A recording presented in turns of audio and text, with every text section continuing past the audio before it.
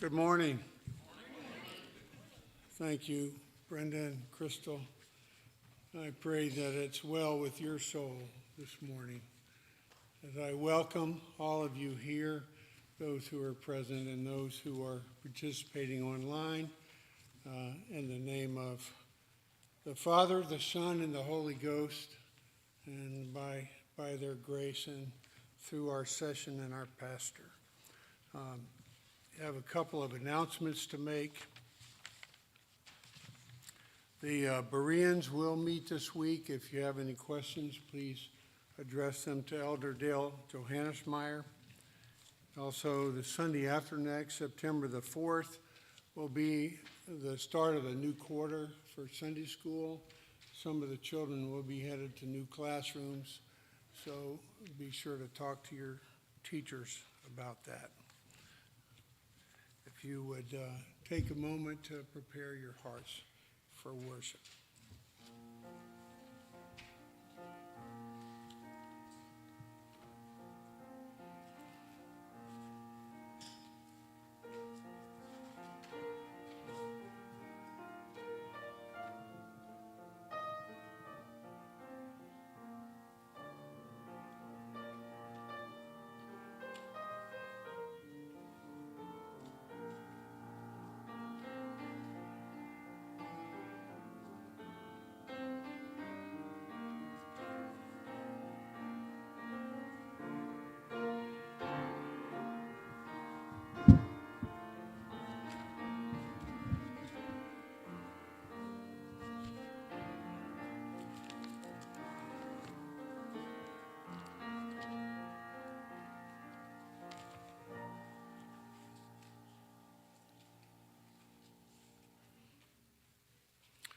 Our call to worship this morning is taken from Psalm 96, verses 1 through 6. Oh, sing to the Lord a new song. Sing to the Lord all the earth. Sing to the Lord, bless his name. Tell of his salvation from day to day. Declare his glory among the nations, his marvelous works among all the peoples. For great is the Lord, and greatly to be praised. He is to be feared above all gods. For all the gods of the peoples are worthless idols, but the Lord made the heavens. Splendor and majesty are before him, strength and beauty are in his sanctuary. Let's worship the Lord and sing to him and praise his name using Psalm 96a. From the blue Psalter. If you'll stand and let's sing this together.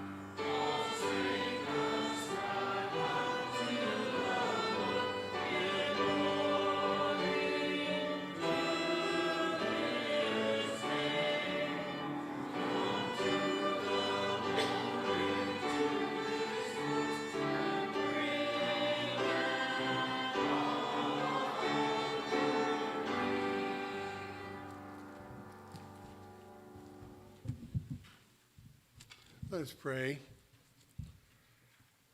O God, our Father, we would come to ascribe to you the glory that is due to your name, for you have created and you maintain all things. If you were to withdraw your breath and your spirit, we would all perish. O Lord, we thank you that you have called us to be your children, adopted us as your sons and daughters. We pray that by your Spirit you would be with us this day as we worship you, and may we worship you in spirit and in truth. And we pray this in the name of our Lord and Savior Jesus Christ, who taught his disciples to pray, saying, Our Father, who art in heaven, hallowed be thy name. Thy kingdom come, thy will be done, on earth as it is in heaven. Give us this day our daily bread, and forgive us our debts as we forgive our debtors. And lead us not into temptation, but deliver us from evil. For thine is the kingdom, and the power, and the glory forever. Amen. Please be seated.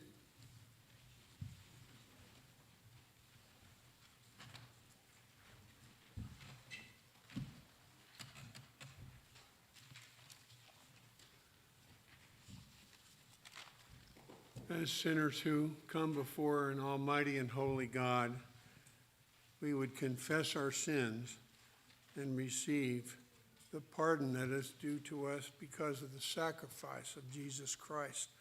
If you would read together the confession of sin that's printed in your bulletin. Almighty and most merciful Father, we are thankful that your mercy is higher than the heavens, wider than our wanderings, deeper than all our sin.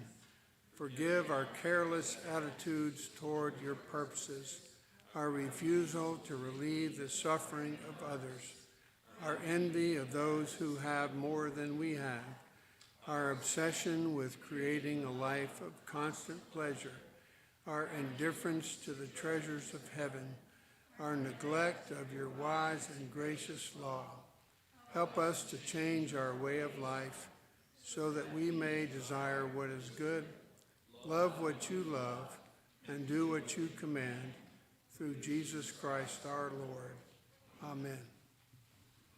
If you would take a few moments to confess your personal sin to the Lord.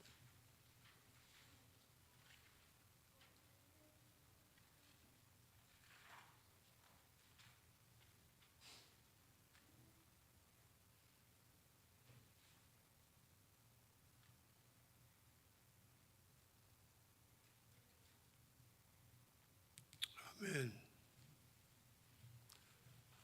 Our assurance of pardon is taken from 1 John 4, verses 9 and 10. And this, the love of God, was made manifest among us, that God sent his only Son into the world so that we might live through him. And this is love, not that we have loved God, but that he loved us and sent his Son to be the propitiation for our sin. Please stand and let's do our confession of faith from the Heidelberg Catechism, questions number 116 and 117, as printed in your bulletins. Why is prayer necessary for Christians? Because prayer is the most important part of the thankfulness which God requires of us. Moreover, God will give his grace and the Holy Spirit only to those who constantly and with heartfelt longing ask him for these gifts and thank him for them. What belongs to a prayer which pleases God and is heard by him? First, we must call upon the one true God only, who has revealed himself in his word for all that he has commanded us to pray.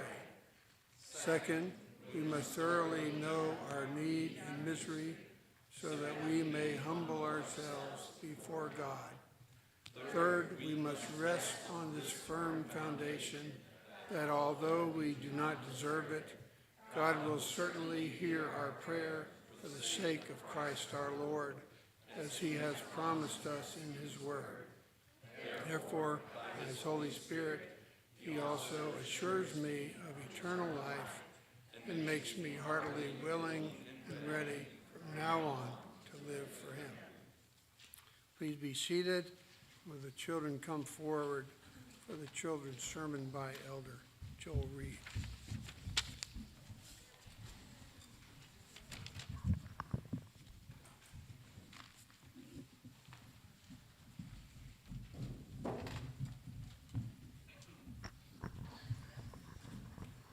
All right.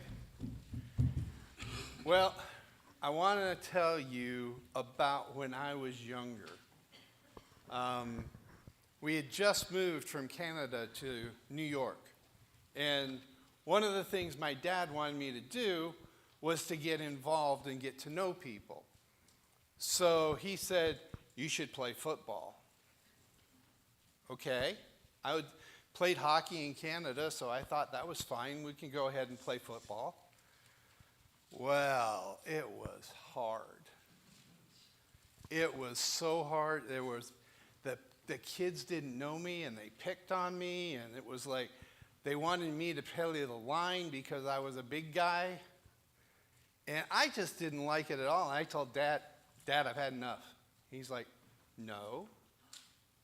You said you would play. You need to play the whole season. Man, I was not happy. But do you know what? He was right. It was one of those that playing proved that you could stick with something, right? Well, in our Bible lesson today, we're going to hear about a time where Jesus was talking to Peter. And Peter was like, I'm there. I'm ready. I'm going to be, I'll follow you to death.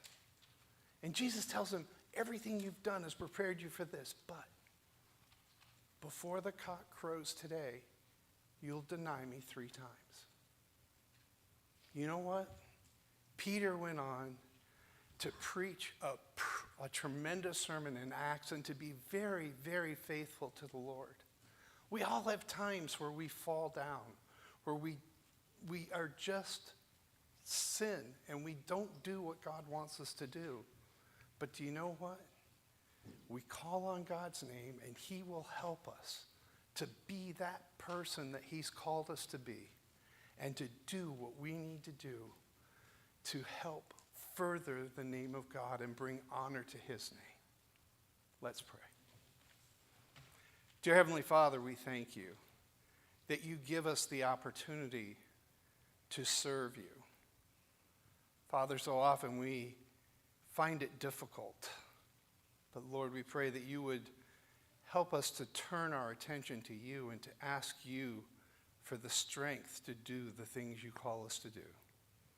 Because we know the price that Christ paid for our sins was greater than any struggles we will have on this earth. In Jesus' name we pray. Amen.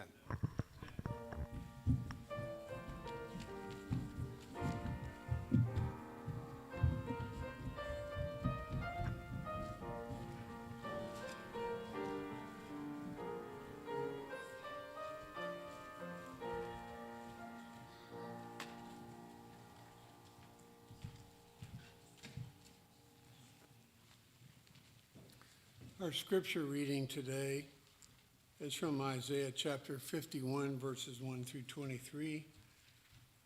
If you would like to follow along in your copy of God's Word.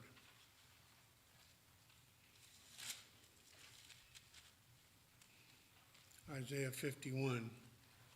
Listen to me, you who pursue righteousness, you who seek the Lord. Look to the rock from which you were hewn, and to the quarry from which you were dug. Look to Abraham your father, and to Sarah who bore you. For he was but one when I called him, that I might bless him and multiply him.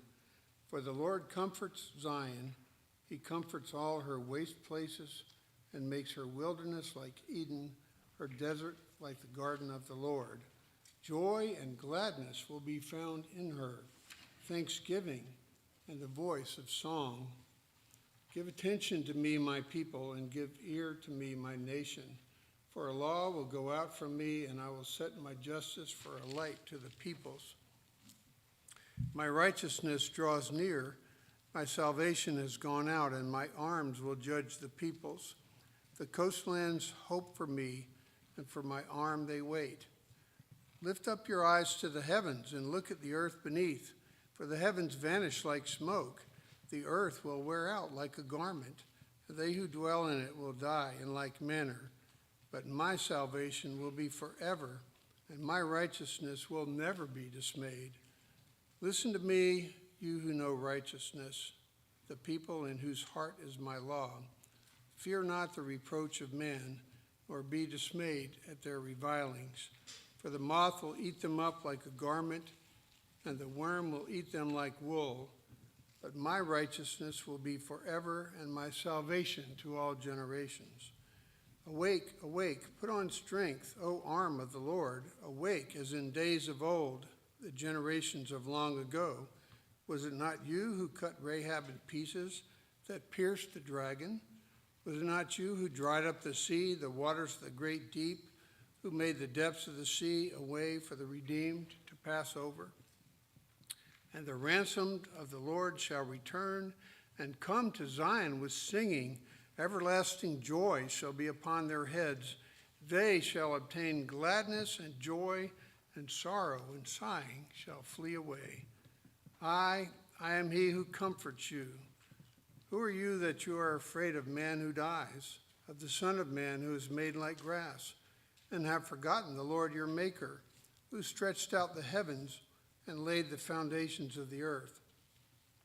And you fear continually all the day because of the wrath of the oppressor, when he sets himself to destroy. And where's the wrath of the oppressor?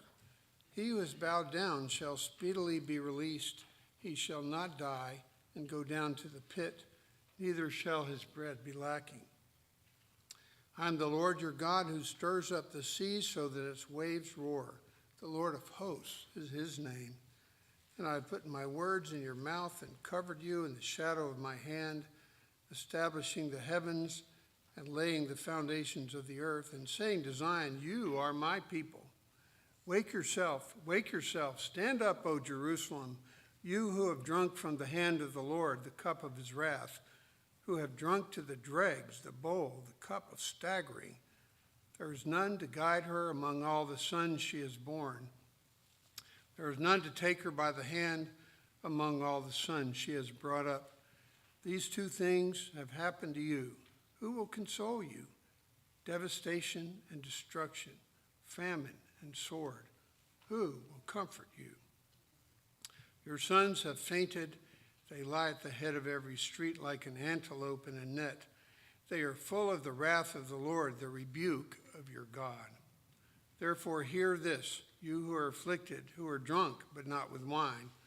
Thus says your Lord, the Lord your God, who pleads the cause of his people.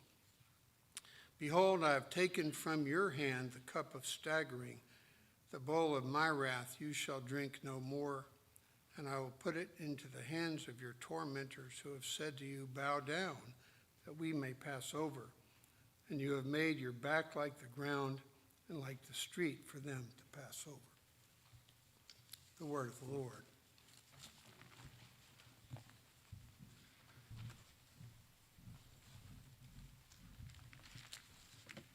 Let us go before the Lord once again in prayer. O gracious Heavenly Father, how thankful we are that through the work of the Son that is complete, we have access to your throne on high. That even now, the Lord Jesus continually makes intercession for us, that you have given the Spirit to abide with us. O Father, Son, and Holy Spirit, we come before you with thanksgiving for the privilege of being called your sons and daughters through the work of Christ, his righteousness, his atonement for us, and not only justifying us, but adopting us and giving us a family with one another as mothers, fathers, brothers, sisters in the faith. Lord, we thank you for Scots Kirk, for the relationships that you are forging here, for those who have been baptized in your name. And we pray for the days ahead that you would call us all to serve you with our various gifts, with unity and zeal for the sake of your great name. Lord, use your word today that we would accept it as it really is, your word, and not the word merely of man, but given by you to be a light to our path, a lamp to our feet. Help us to flee temptation, to flee selfish desires, the desires of the world, the flesh, and the evil one. Help us, Lord, to live by the Spirit. Help us as we pray, individually, corporately, as we come before you. How often we have forfeited what is ours by your fatherly will, and yet we have not asked. We have not sought your wisdom. Forgive us, Lord, and give us more wisdom, more grace. Open our mouths to speak the truth with our neighbors. Give us opportunities to reach out to this community.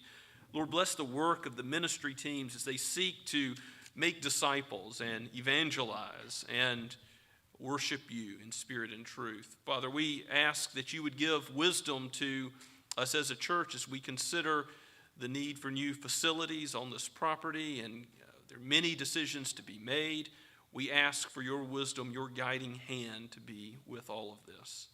Bless the work of the elders and the deacons as we seek to shepherd the flock. Give us strength for that, for we are weak, but you are strong. And Lord, help the deacons to minister materially to those in need, to be about that work of mercy ministry that you have called us to with wisdom. We thank you, Father, that you have given the gifts of music ministry to many in this congregation, and we thank you for those who are engaged in that, and pray for your strength and wisdom in that in the days ahead. We thank you for those who serve even now in the nursery and who come to clean the church and to greet and to do those jobs which are behind the scenes that may never be noticed by others. Oh Lord, you see as we live before your face, and we ask that you would encourage and bless others through these humble acts of service. Father, bless us as your servants. Take us and use us as jars of clay, not to magnify our own name, but to magnify your great name. For you are due all praise, honor, and glory. You are our fortress and our rock and our high tower. There is no other one in whom we may trust but you. All sons of men will fail. Even the most powerful man on this earth has no power to separate us from your love in Christ Jesus. We recognize that we are in his hand and no one can snatch us out. So, Lord, build us up in the truth by your word so that we might live with boldness and assurance of your Lord, of your love, and tell others of the way, the truth, and the life that is found in Christ. We ask, Father, that you would bless us as we have come together now, but also bless your church from every nation, tongue, and tribe. We pray for the Cochrans, for Michael and Laura Cochran in England, and for the Cottons as they've returned to Africa, and also for Lee Shelnut in Rwanda. We thank you, Lord, for Dallas Christoph's safe travel to Uganda, and ask for your care to be with him there. Sustain him in body and soul. We pray for his studies ahead, and for all those in our congregation that are engaged in school. Once again, let it be to your glory as they eat and drink and do whatever they do for your glory as we're called to. Let their schoolwork be done for your glory. Father, we thank you that you have given us wise women who are able to teach and instruct younger women and disciple them. And we pray for that ministry in the days ahead for the sake of your name and your glory. We also pray for the men's Bible study and for those men that you've called to mentor and disciple other men in this congregation. We thank you for those you've called to leadership, and pray even now for the days ahead for those whom you will raise up to be elders and deacons in your church and to otherwise humbly serve others in the work of your church. You have told us that you are building your church, Lord Jesus, and the gates of hell will not prevail against it. And so we cling to your mighty right arm, to your promise, even as we seek to be used by you. Take our lives and let them be consecrated to you. Make us living sacrifices to do your will. We ask all this in Jesus' name, the one who sacrificed himself for us. Amen. As we continue to worship today, let us sing once again of the Lord's praise, God of Grace, from Blue Book number 35.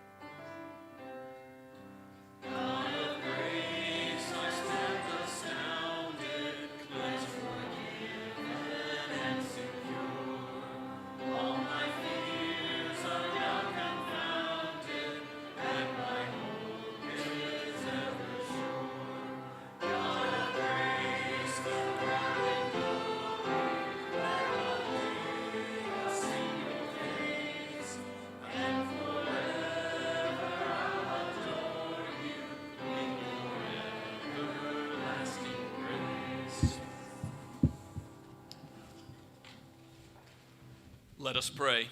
O God of grace and God of glory, we bow down before you as our eternal King and Lord. We ask for your leadership. Give us your promise in the gospel that you will never leave us nor forsake us, and strengthen our faith to cling to it now and all of our days, that when we sin, we would turn again, repent, and trust in you, and that you would take us and all that we are, all our gifts and talents which are from your good hand, and use them so that we might serve your purposes, your kingdom, for all of our days that you've given us on this earth, before we reach our everlasting home and eternal inheritance. We pray all this in the name of our elder brother, the Lord Jesus himself. Amen.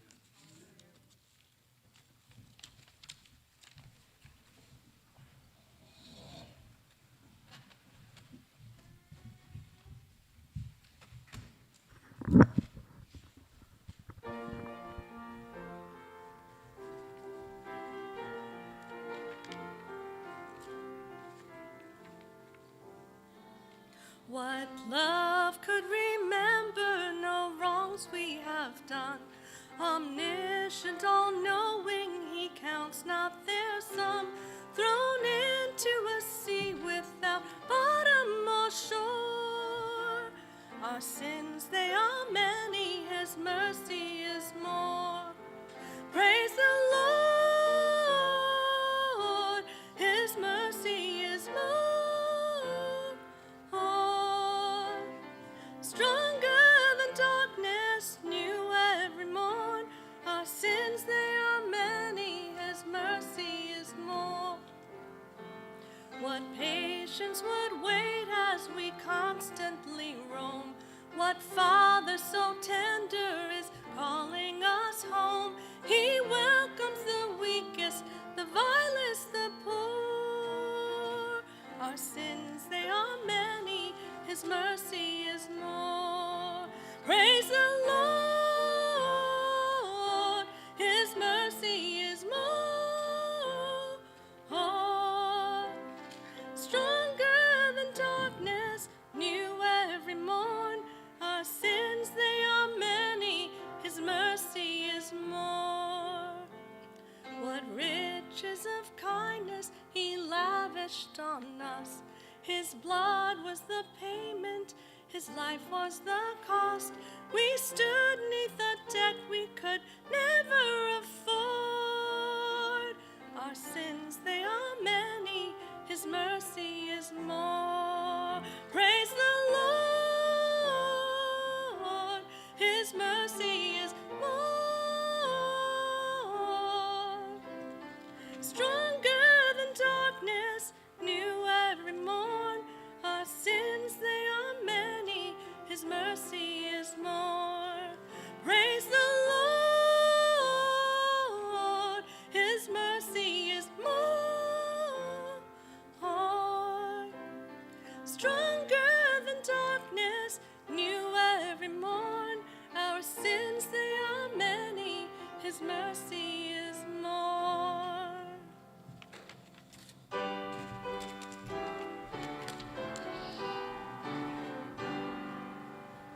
Praise God from whom all blessings flow.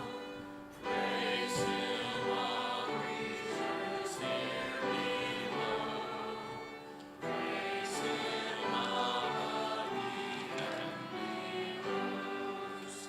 Praise Father, Son, and Holy Ghost.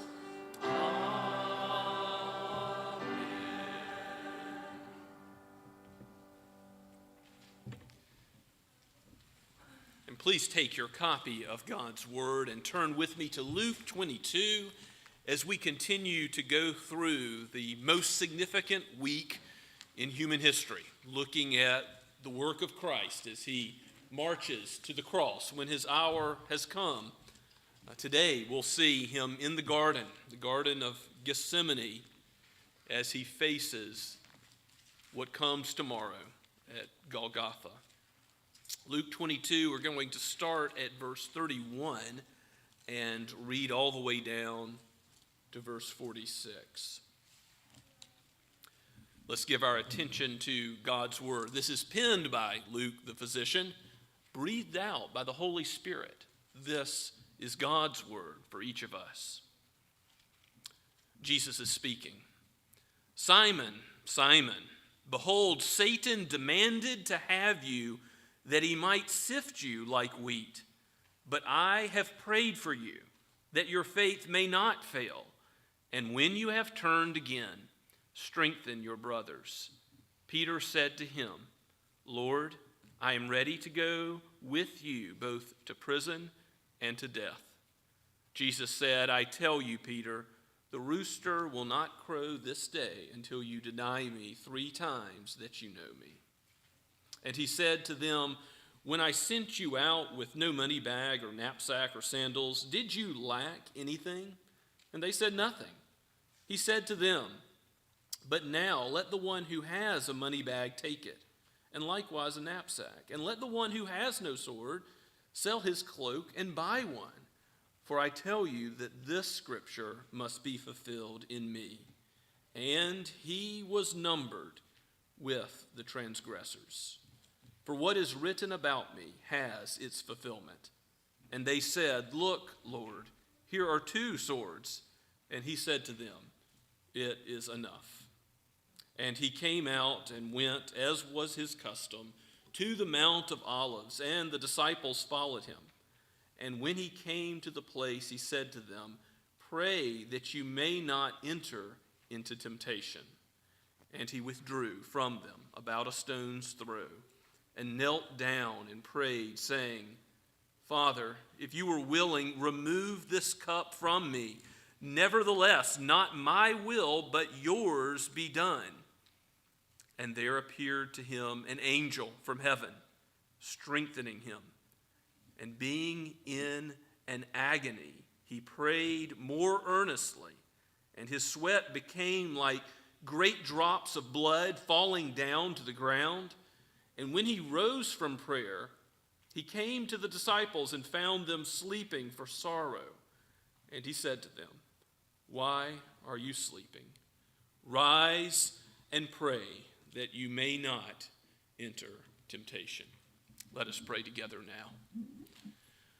O Holy Spirit, come and dwell with us, that we may be free of distractions, that you would focus our mind on the text of your word, infallible, flawless, without error, and true in what it teaches for us, that we might depend on you, trust in you in prayer, and that most of all, we would know the Lord Jesus more clearly, that we would know him more fully, that we would appreciate what he has done for us in bearing the wrath for our sin. And Lord, if there are any who have not yet fled to him and his cross work, his righteous life, would you, by your Spirit, make them a new creation in your Son? For we pray in his holy name. Amen. Luke has emphasized again and again, as we've gone through this gospel, the prayer life of Jesus. That Jesus prays often, that Jesus prays earnestly.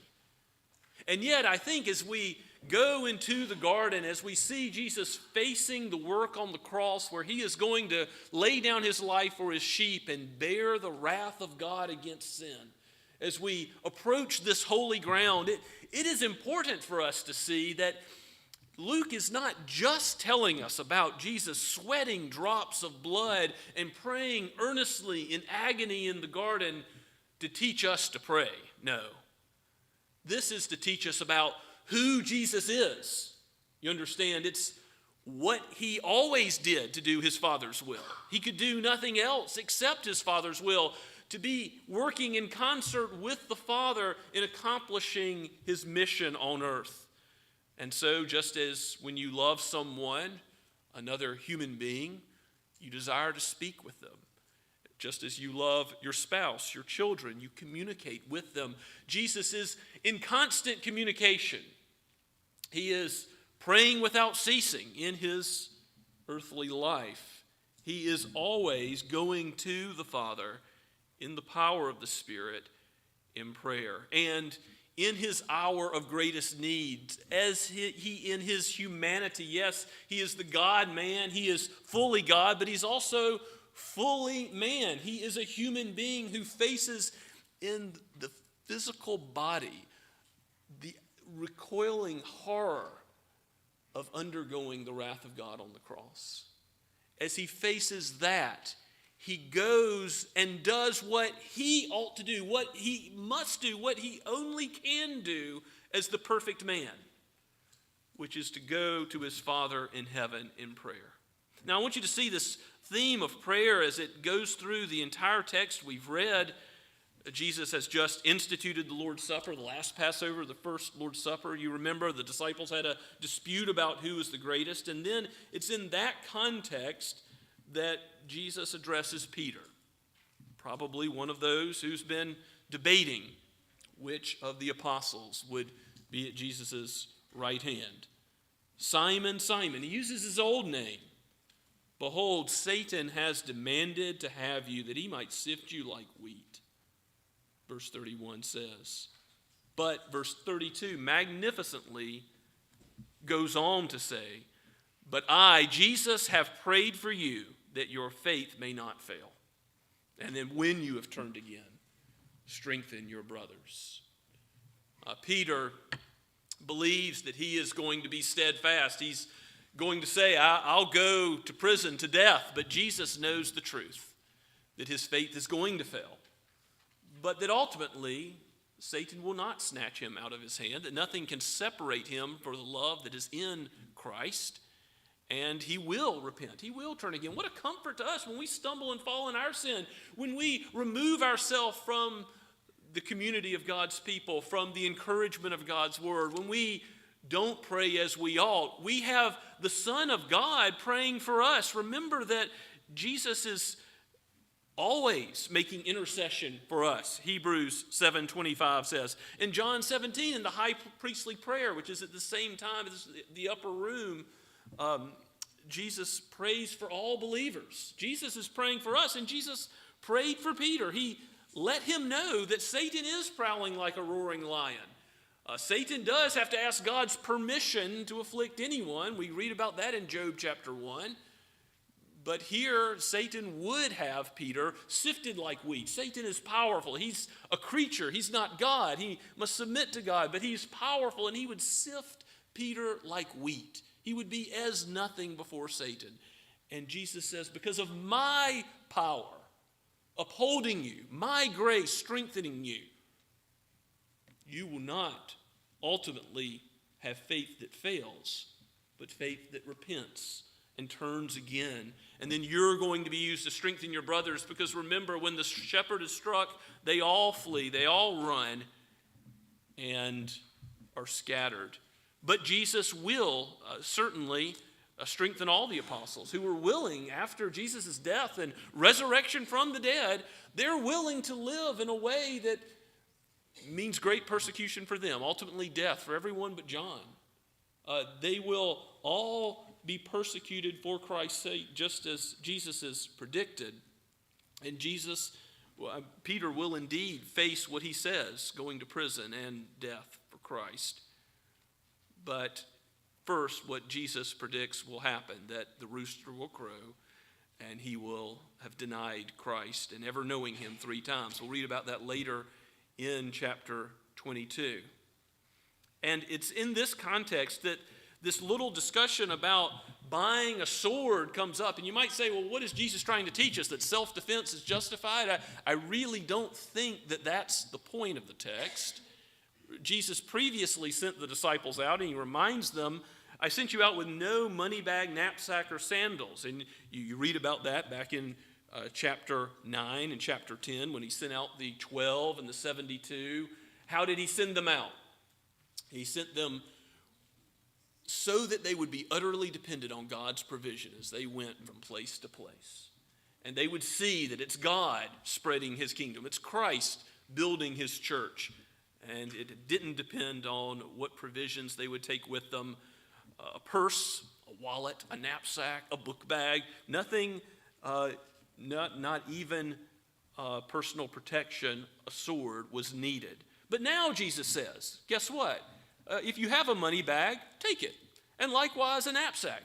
Why this change in his kingdom philosophy? Well, certainly the disciples, the apostles were to be no less dependent on Christ. That's not the point.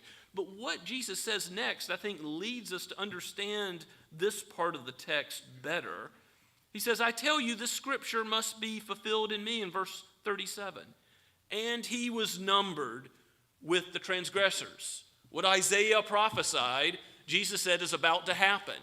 And who's the he? The he is Jesus, the Lamb of God, who's about to be crucified between 2 criminals. And he is going to be numbered with them, as if he, the only sinless one, the only righteous man who ever lived, was a criminal deserving of death. How utterly wrong the whole situation seems from man's point of view. But God, in his wisdom, through the foolishness of the cross, is bringing about the salvation for his people of all time. And this is Jesus' hour as it comes. He is going to be numbered among the transgressors, but that's going to mean bad things for Jesus' disciples, because now they're going to face being associated with Jesus, persecution intensifying as his followers. And so Jesus is saying, use wisdom and have some provision for your road trips now. You're not going to be welcomed everywhere. You're going to need the knapsack. You're going to need the money bag and to buy a sword.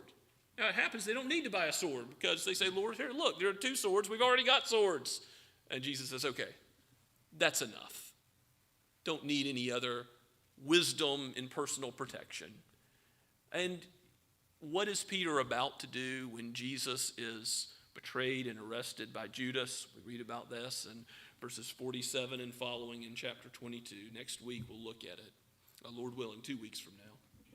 This is the incident where Jesus is kissed by Judas and betrayed, but then the high priest comes and Peter says, shall we now strike with our swords? And he cuts off the ear of the high priest. And Jesus says, that's enough. Stop. No more of this. Verse 51. And he touches the ear of the high priest and heals him.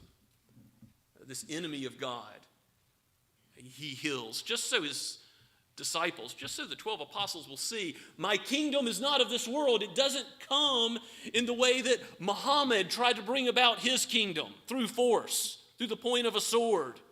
That's not how Christ spreads his gospel.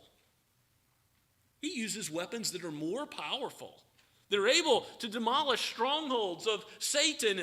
He uses his word. We don't fight with weapons of flesh and blood, but we fight in the realm of Christ's kingdom. He could command a legion of angels to take him off the cross, but he does not, because he came to lay his life down and to show that his kingdom is much greater than any kingdom of this world. The disciples fall into this way of thinking in terms of earthly kingdoms once again, and he says, no, forget the provision of the sword, that you're going to look out for your own safety. You know, God is the one who makes provision for you, even as he says, okay, have a sword, have a knapsack, have your money bag, but don't ultimately depend on any of these things, even as they're going to be persecuted for Christ's sake, and they're going to go to prison, and they're going to die for the sake of their Lord. And as Jesus is leading them towards the cross, we hear about his pattern, as it was his custom in verse 39. He goes to the Mount of Olives. The disciples go with him, and they've had a big day. They've had several big days. They're tired. They're physically unable to stay awake. The flesh is the spirit is willing, but the flesh is weak, it says in Matthew's gospel of Peter. And we know that when they're in the garden, Jesus tells them to pray so that they will not enter temptation. He's facing the most significant moment of his own ministry, and yet he's still concerned about them. He's still concerned about ministering to them, encouraging them as his followers. He says that they ought to be praying, and he says, go with me and stay awake, one watch of the night. But they fall asleep for sorrow, we're told. Perhaps it's the big meal they've had. Perhaps it's the physical exhaustion. But they aren't able to do what Jesus commands. And we'll see how Christ deals with that as a tender, gracious Savior. But Jesus himself prays. He does what was his custom. He goes to his heavenly Father. He's not only praying for Peter. He's not only praying for the 12. He's praying now for how he completes his mission. And here we see the 2 wills in Christ. We see him doing what he taught his disciples to do, to pray for thy kingdom come. And yet at the same time, his recoiling in horror as a human being. Take this cup and let it pass away from me, if it is possible. And yet not my will, but your will be done, he says to the Father. And he knows that it is the Father's will that he drink the cup of judgment to the dregs, and yet he still cries out in agony and drips bloody sweat all over his clothing and the ground. Can you imagine the physical affliction of the human body for this to occur? Jesus in his moment of greatest need, in his darkest hour, he goes to God. That's who he is. That's the most important thing to see about this text, who Christ is. But that does teach us what to do, to cry out to the God of our salvation, to go to him when we are sorrowful, to never use it as an excuse for not thinking about others, not ministering and serving others, but God calls us to be Christ-like, to put the needs of others above our own, even when we are in a situation of great need, even as this is an argument from the greater to the lesser. Here's the Son of God facing the mission of redeeming his elect of all time, and we face only much lesser trials. He's about to be forsaken. Not that the Trinity will be broken, but he will say, my God, why have you forsaken me?" Quoting Psalm 22 on the cross, because he is bearing the wrath of sin, and the Father must judge sin. And for that, he is forsaken. He is cast off. He is despised. He is cursed, as one who is hung on a tree is cursed, the law says, because of our sin, not of his own sin. The agony which Jesus bore is nothing compared to any agony or trial we face. And yet, he shows his faithfulness, and he shows his ability to pray for us, to intercede for us, so that we might be faithful, so that we might also go to our Father and know that it's not about our weaknesses, it's about the strength of his mighty right arm that is able to sustain us, so that we're not sifted like wheat, so that we don't ultimately have a faith that fails, so that we don't ultimately fall away. What a comfort this is that we pray to a God who loves to give good gifts to his children. And when you pray for your spouse, for your child, for fellow church members, church leaders, for missionaries on the field, I hope you'll be praying this way, for kingdom prayers, and not just do pray for material provision. We can thank God for our daily bread, for how he sustains us with every breath, for how he deals graciously with us in our diseases. But most of all, pray that your children will have, like Peter was prayed for by Christ, a faith that will not fail. Pray that your pastor, your elders will have a faith that will not fail. Pray that missionaries on the field in so much isolation and so many attacks of the evil one will not enter into temptation, but will have a faith that is ultimately unfailing. A constant need to repent and trust in Christ arising in your soul is the result of a faith that's not failing. It's not that our faith is strong and never wavers, that we don't stumble, that we don't sin. But it's that God's Spirit brings us to mourn over that sin, to turn from that sin, and to turn once again and again and again to him, and then to strengthen others, as Peter was called to do. Christ has been numbered with the transgressors so that we might be forgiven and sanctified, adopted, and aid one another in that adopted family that he's given us. As we think about what he's gone through in Gethsemane as he goes to the cross, I think J.C. Ryle has it right when he says, if we look at Christ, in the garden, it will help us to see sin as it really is. He says, would we see the sinfulness of sin in its true colors? Would we learn to hate sin with a godly hatred? Would we know something of the intense misery of souls in hell, that which deserves forsakenness, death from God? Would we understand something of the unspeakable love of Christ? How much did Christ love us? How much did he care for us? In counting it all joy to go to the cross for us. Would we comprehend Christ's ability to sympathize with those who are in trouble? Are we in a dark hour now, or will we be in a dark hour in the future? Our Lord is able to sympathize with us in our weakness because he has been there in a way that far exceeds what any of us will ever face. But as a human being, he has been there in all of the temptations that we face.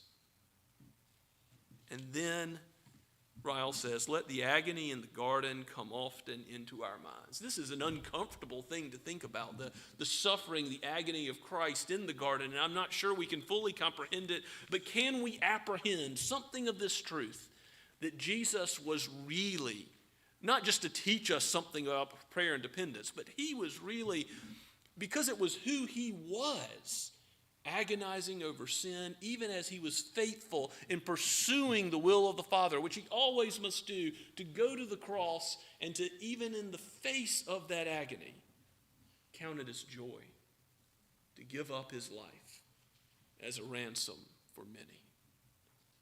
This is the love of our Savior. May we cry out to him. May we know something of what James 5:3 says, that if any of you are in trouble, let him pray. How many of the Psalms or the psalmist crying out to the Lord? We ought not take this privilege for granted, that we can come before the throne of grace. We can come before the God who spoke this whole world into existence, who ordained all that we are reading here and ordains the future of our days, who has the power to change hearts, who has the power to change the molecules of this physical world, who is working all things for good for those who love him. And nothing can separate us from his love. If you are his, you are in the grip of his hand, and nothing will let you go. The love of Christ will not let you go. So come to him with thanksgiving for who he is and how he cares for you. Come to him knowing that even as you pray, he is praying for you. Let's pray together now. Father, we thank you for this picture of the love of our Savior, of the depth of our sin. Help us to understand him more. Help us to turn away from what is wicked and to cling to him. Give us repentance again and again, and let us never leave you finally. Let us never leave you or forsake you, for you are our God and we are your people. The work that you have begun, you will bring to completion. We thank you for the strength of your salvation. Salvation belongs to you, O God, Yahweh. And we rejoice and give you thanks in being able to speak with you now and all of our lives, giving this privilege of coming before your great throne in prayer. For we ask it in the name of Jesus. Amen. Let's stand now and respond to God's word being preached. Come, my soul, thy suit prepare. Hymn number 628.